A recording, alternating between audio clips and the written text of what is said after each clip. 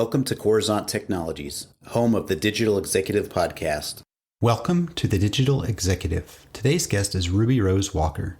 Ruby Rose Walker is the founder of AALIGN Coaching. She is an international coach who works with her clients to create life-changing transformation, empowering them to unlock their own unique potential so they can live with intention and lead with impact while achieving consistent success and high growth. Prior to starting AALIGN, she spent her career in international leadership in the tech industry. She has in-depth experience working in organizations across different levels of growth, from startup to multinational corporations. Her background living and working across different continents and cultures strongly influences her approach, revealing the right path for each client to generate sustainable success in today's fast-paced global work culture. Well, good afternoon, Ruby Rose. Welcome to the show. Thank you. Thank you, Brian. I'm excited to be here. I'm really excited. We've spent some time together off the mic, so to speak, right? And it was great to meet you. That's what's so cool about this world we live in now. We're all interconnected no matter where we're living or working, right? And I know that you're currently in the UK, so I appreciate you jumping on. And we've got obviously a 6-hour difference here. So thanks again. And so Ruby Rose, let's jump right into the questions here. You've got quite the career in technology as a leader, and now you're the founder and transformational coach for AALIGN Coaching. Could you share with our audience the secret to your career growth and what inspires you? Yeah, sure, Brian. So I wouldn't say that I have a secret. I'd love to say that I did, but I've always worked really hard. The key for me has always been determination and also seeing and seeking out new opportunities. So determination to continuously grow and evolve, but also to bring others with me. I've always been passionate about leadership and having an impact, and that's always driven me. So in my career, and as you know, within an organization, the way that you have an impact is to grow to that next level or to achieve that next title. But for me, it got to a stage then that opening my own business was the next natural progression for me to be able to expand that. And with what inspires me, there are so many things that inspire me, but I would have to say that human beings inspire me. I'm so passionate about exploring human potential and people driven to do something different, to evolve, to follow their vision while bringing others with them. That really, really inspires me. That's amazing. Thank you for sharing that. Like you, I'm the same way. People really get me jazzed, and that's what really pushes me and inspires me. And that's why I've done a lot of mentoring for others starting out in their career. So thank you. Ruby Rose, let's talk tech and leadership. How do you reconcile the two in a customer-centric world today?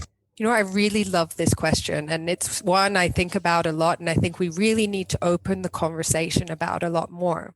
So leadership and the skills required to successfully lead in this new emerging work culture are changing and evolving. So we're now in an era of leadership, which is more digital and more global than it ever has been. So to thrive, organizations and leaders need to develop new skills and approaches, but also let go of some older ones and some dated ones. And I feel that we're in this time of change where we're holding on to the past, but we also have these incredible opportunities ahead of us. And technology companies are known for being cutting edge. They're known for leading the way in many ways, but they also face countless leadership challenges. And these include lower engagement and retention as well. And so to touch on one of the things that I find really important and that I really love to talk about is cultural intelligence. And cultural intelligence in its simplest form is the ability to relate, to connect, and to work with other cultures effectively. And now more than ever, we're working with people internationally. We have international customers, we have business partners. And so we need to understand what makes people tick, why people act in certain ways, why and how decisions are made, how this affects negotiation. So cultural intelligence is the ability to have an in-depth understanding of these aspects. This is key to success in the new emerging world, I believe. And I believe that this is important, and cultural intelligence applies not only in an international sense, but also to the cultures within an organization. So within an organization, we have the engineering team, we have the customer facing team, we have the sales team, the marketing team. And anyone who's worked in a tech company knows that each of these have a culture of their own. There are silos. And if there isn't a conscientious effort to work toward uniting the visions and goals, there can be great divides between these. And this is where I love to work. This is where I love to really delve into this cultural intelligence concept. Because when we talk about customer-centric world, for example, the customer-facing team may have a very different priorities than the technical teams. And we really need to reconcile the two. The customer-facing team has the culture or values of customer obsession, but that's closely intertwined with what's possible from the technical teams. So customer obsession without the understanding of technical aspects and culture often leads to misalignment and vice versa.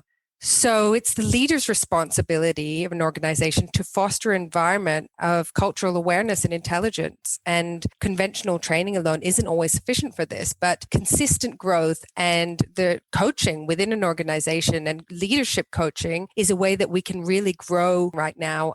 Thank you for sharing that, Ruby Rose. We really do appreciate that. And I think that does shed a lot of light around the things that happen today in a work environment, the cultural changes that we need to be absolutely on top of. So moving into this technology question, Ruby Rose, are you leveraging any new or emerging tech within your business? If not, is there maybe a cool tool or app that you have found useful? At the moment, I wouldn't say I'm leveraging any new technology, but one thing I'm really excited about is virtual reality and the world of coaching with virtual reality. So in coaching, VR can contribute to the experience by creating simulations. So for example, somebody wants to practice their public speaking. With virtual reality, we can create a simulation of that scenario so that the client can have a very real experience. And we know that the brain doesn't know the difference between imagination and reality. So we will be given the opportunity to quite literally gain experience through virtual reality. So this technology is already being used in therapy to overcome phobias, but the prospect of it to prime someone's brain for the future is exciting. And I think that within the coaching space is really going to be revolutionary. I love that. And we've had several guests that are working in that space right now as far as their startup or their tech company, and they're doing some amazing things. So I think you're absolutely right. It shows a lot of promise for a lot of different verticals and industries, but absolutely coaching. So thank you. So Ruby Rose, last question. Could you share something from your career experience that might be helpful for those looking to either grow their career in technology or entrepreneurship? Sure. So I would say whatever venture you're looking to embark upon, take some time and define what your why is. And I know this is spoken a lot about, and Simon Sinek speaks about why quite a lot, but this is so key to being connected to your vision. So not just off the top of your head, but really sit down, take some time to figure out your why. Why are you doing what you do? What draws you to the future you're trying to create? And we often use this exercise in coaching of going 5 to 7 layers deep.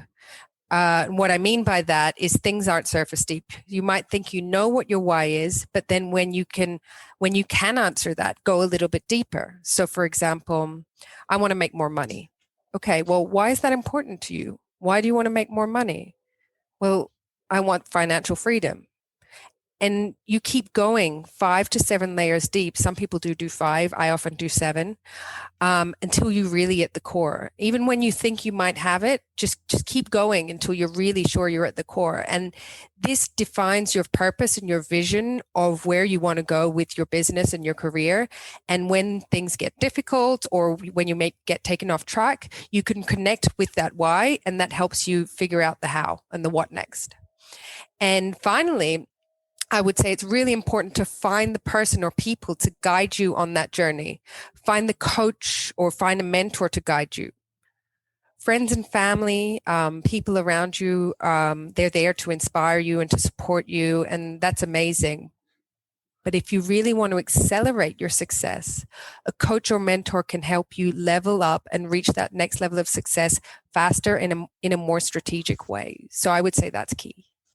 Amazing. Thank you for sharing again, Ruby Rose. That is very helpful. And you're absolutely right. Getting down to the core of your why is really what's going to pull you to your goals and help you be fulfilled. So I certainly appreciate that. So Ruby Rose, it was a pleasure having you on today, and I look forward to speaking with you real soon. Likewise. Thank you so much, Brian. Bye for now.